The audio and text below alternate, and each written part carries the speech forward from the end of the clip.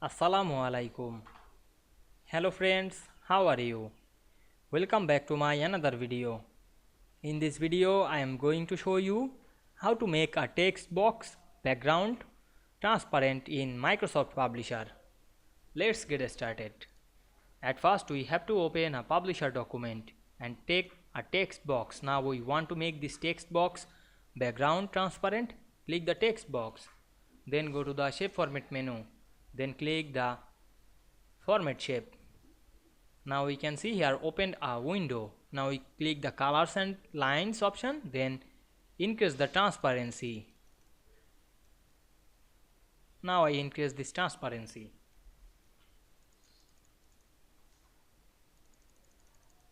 Then click OK.